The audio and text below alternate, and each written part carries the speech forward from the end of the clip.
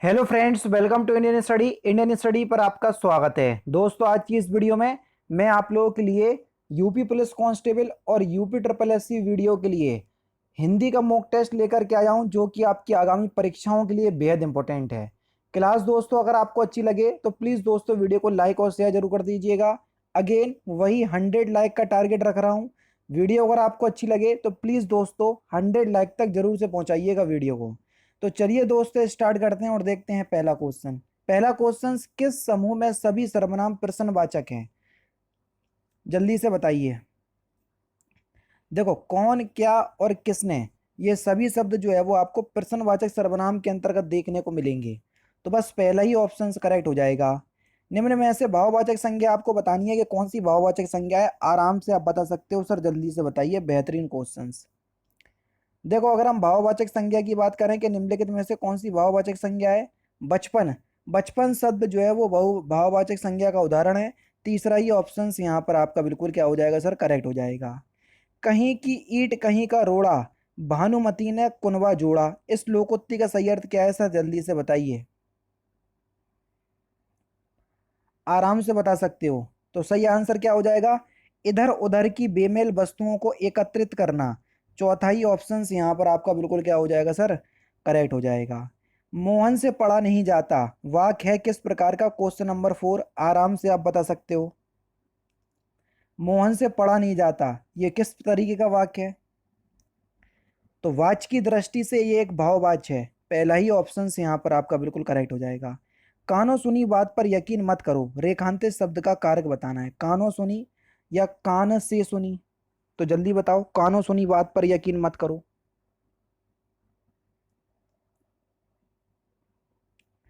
तो सही आंसर आपका क्या हो जाएगा सर? कानों सुनी या कान से सुनी? से कारक चिन्ह का यूज जोड़ने के लिए हो रहा।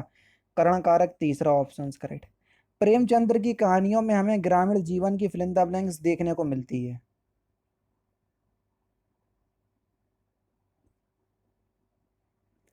प्रेमचंद्र की कहानियों में हमें ग्रामीण जीवन की झांकी देखने को मिलती है। तीसरा ही ऑप्शन यहाँ पर आपका बिल्कुल क्या हो जाएगा सर? करेक्ट हो जाएगा। पनही शब्द का आपको तत्सम रूप बताना है। पनही शब्द का तत्सम रूप क्या हो जाएगा? तो पनही शब्द का तत्सम रूप होगा उपानहा। चौथा ऑप्शन करेक्ट। अतीब शब्द में निम्नलिखित में से कौन सा उपसर्ग है? उपसर्ग किसी भी शब्द के आगे लगाए जाते हैं।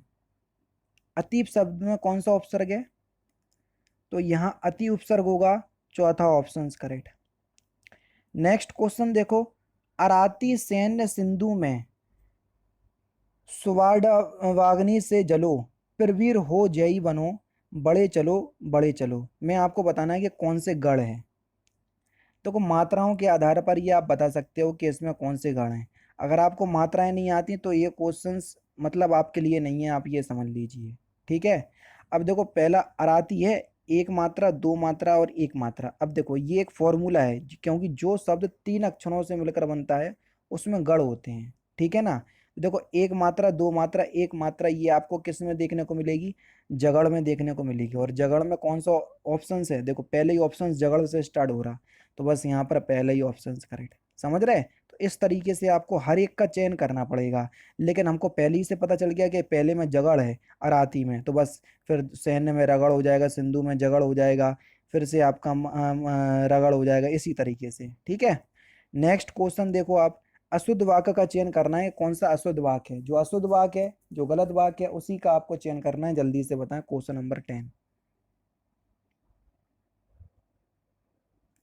मैंने आपके लिए शहर की अच्छी होटल से खाना मंगवाया। अच्छी नहीं, अच्छे होटल से। पहला ऑप्शन करेक्ट। दोपहर के बाद का समय, वाक्यांशों के लिए एक शब्द क्या होगा? जल्दी से बताएं। अपराह बोलेंगे उसे। तीसरा ऑप्शन करेक्ट। निम्नलिखित में से तद्भव शब्द आपको बताना है।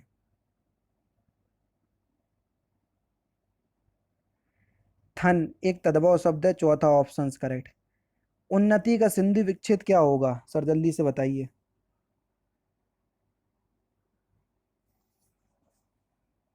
उत प्लस नति। चौथा ऑप्शन करेक्ट हो जाएगा, उन्नति। निम्न में ऐसे करण कारक यानी कि परसर्ग प्रयोग बताइए। करण कारक का परसर्ग यानी कि विभक्ति चिन्ह आपको बताना है।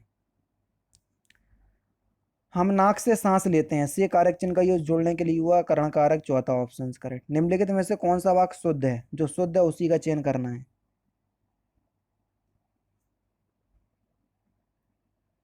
अनुष्ठान, दूसरा ऑप्शन यहाँ पर आपका बिल्कुल करेक्ट हो जाएगा। सरसी छंद में क्या होती हैं? जल्दी से बताइए। सरसी भैया 27 मात्राओं वाला छंद होता है सरसी, है ना। कितनी मात्राओं वाला छंद होता है? 27 मात्राओं वाला छंद होता है, और 16 और 11 पर यति होती है। ठीक है, तो बस चौथा ऑप्शन करेक्ट हो जाएगा। और अंत में गुरु और लघु होते हैं। गुरु अंत का मतलब पहले दो मात्राएं फिर एक मात्रा आएगी। ठीक है, क्योंकि देखो 27 मात्राओं वाला ये भी है, 16 11 पर यति भी है, लेकिन अंत में लघु गुरु धीरे गलत है, गुरु और लघु होगा। समझ रहे? चौथा ऑप्शन करेक्ट होगा। ये छंद के बहुत अच्छे क्वेश्चन है। अत्याचार के लिए संधि विच्छेद का चुनिए कि अत्याचार का सही संधि विच्छेद क्या होगा। तो सही आंसर क्या हो जाएगा सर? अति प्लस आचार, अत्याचार, तीसरा ऑप्शन करेक्ट। शिकारी के लिए सही पर्यायवाची वाले शब्दों की पंक्ति को चुनना है। क्वेश्चन नंबर 18 जल्दी से बताइए। शिकारी के लिए सही पर्यायवाची वाले शब्दों की पंक्ति क्या हो जाएगी? तो सही आंसर हो जाएगा आपका वधिक, अहेरी, आखेटक, तीसरा ऑप्शन बिल्कुल करेक्ट। लड़के ने पुस्तक पढ़ी, वाक्य का काल पहचानिए। Question number 19। तो वाक्य में कौन सा काल होगा? पूर्ण वर्तमान काल, यानी कि इस क्वेश्चन का दूसरा ऑप्शन करेक्ट। कौन सा शब्द देशज नहीं है? जो शब्द देशज नहीं है उसी का आपको चयन करना है। पुष्कर एक हिंदी भाषा का शब्द है, ना कि देशज शब्द, चौथा ऑप्शन करेक्ट। दिए गए विकल्पों में से आपको बताना है कि किस पार्ट में त्रुटि है। जिस पार्ट में त्रुटि यानी कि गलती है उसी का चयन करना है। धनवान को व्यर्थ यानी कि व्यर्थ बेकार में सहायता देकर कोई लाभ ना होगा, तो इसके किस पार्ट में गलती है, त्रुटि है? तो देखो यहाँ लिखा धनवान को व्यर्थ और ये बेकार, दोनों एक दूसरे के समानार्थी शब्द हैं, इसलिए एक साथ यूज नहीं हो सकते। तो बेकार शब्द हट जाएगा, दूसरा ऑप्शन करेक्ट हो जाएगा। अघोष शब्द आपको बताना है। अघोष, अघोष अगर आपने मेरे से वर्णमाला पढ़ी है तो इस क्वेश्चन का आंसर आपके सामने है। हर वर्ग का पहला और दूसरा व्यंजन अघोष कहलाता है। अब आप खुद देखो, का वर्ग में का पहले ही स्थान पर आएगा, तो बस यही आपका अघोष है ना। चलो भैया नेक्स्ट क्वेश्चन। हनुमान की पूंछ में लगन ना पाई आग, लंका सगरी जल गई, गए निशाचर भाग। उपयोग पंक्ति में आपको अलंकार बताना है। तो यहाँ पर कौन सा अलंकार होगा? जल्दी से बताओ। तो यहाँ पर हो जाएगा आपका अतिशयोक्ति अलंकार, जहाँ पर बड़ा चढ़ाकर वर्णन किया जाए, है ना। एक और आता है इसमें, बहुत प्रख्यात एग्जाम्पल है। आगे नदियाँ बड़ी अपार, घोड़ा कैसे उतरे पार, राणा ने देखा उस पार, तब तक चेतक था उस पार। समझ रहे? तो यहाँ पर आपका अतिशयोक्ति अलंकार होगा। यहाँ पर घोड़े की पराक्रमता का या बहादुरता का बड़ा चढ़ाकर वर्णन कर रहा है, यहाँ पर हनुमान जी की पराक्रमता का बड़ा चढ़ाकर वर्णन कर रहा है, तो अतिशयोक्ति अलंकार। भूत वर्तमान भविष्य को देखने वाले को क्या कहते हैं? जो तीनों काल को देख सकता है, भूतकाल, वर्तमान काल और भविष्य काल, तो उसको बोलेंगे हम त्रिकालदर्शी। पहला ही ऑप्शन यहाँ पर आपका बिल्कुल करेक्ट हो जाएगा, है ना। असाध्य और असाधु शब्द का अर्थ बताइए। असाध्य और असाधु शब्द का अर्थ बताइए। असाध्य का मतलब होता है आपका कठिन, और असाधु का मतलब क्या होता है सर? दुष्ट। चौथा ऑप्शन यहाँ पर आपका बिल्कुल करेक्ट हो जाएगा। राजमहल कैसा शब्द है ये आपको बताना है क्वेश्चन नंबर 32 में। राजमहल, तो राजमहल शब्द जो है एक संकर शब्द है। जो शब्द दो भाषाओं से मिलकर बनता है उसको संकर शब्द कहते हैं। तो राजमहल एक संकर शब्द है, चौथा ऑप्शन करेक्ट। विश्व हिंदी दिवस कब मनाया जाता है? 33 जल्दी से बताइए।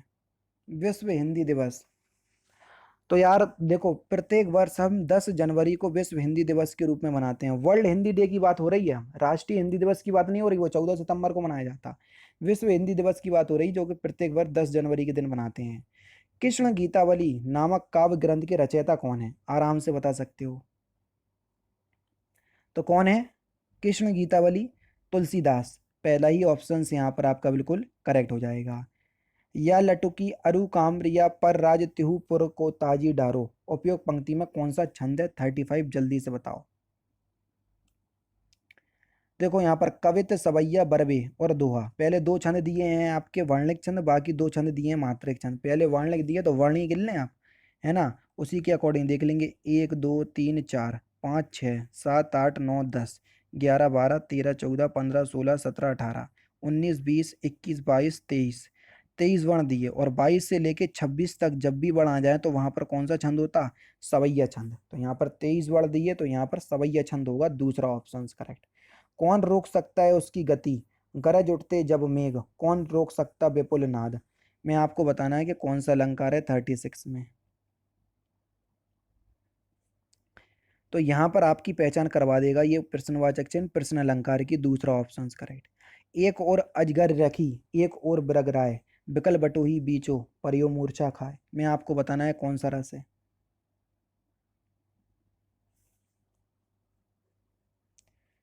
भयानक रस है सर। पहला ही ऑप्शन यहाँ पर आपका बिल्कुल क्या हो जाएगा सर? करेक्ट हो जाएगा। ठीक है, भयानक रस। किस वाक्य में क्रिया के सात्यबोधक पक्ष का प्रयोग हुआ है?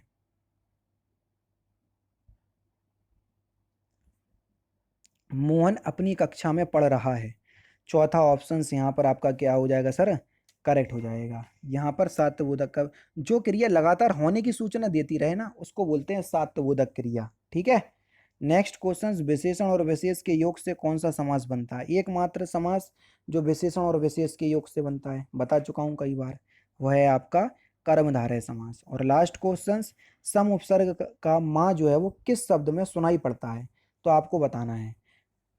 तो इस क्वेश्चंस का आंसर आप मुझे कमेंट बॉक्स में बताएंगे। तो दोस्तों ये थे आपके हिंदी के इंपॉर्टेंट क्वेश्चंस जो कि आपके आने वाले एग्जाम यूपी पुलिस कांस्टेबल और यूपी रेडियो ऑपरेटर के लिए बेहद इंपॉर्टेंट हैं। वीडियो दोस्तों अगर आपको अच्छी लगे तो प्लीज़ दोस्तों वीडियो को लाइक और शेयर जरूर कर दीजिएगा।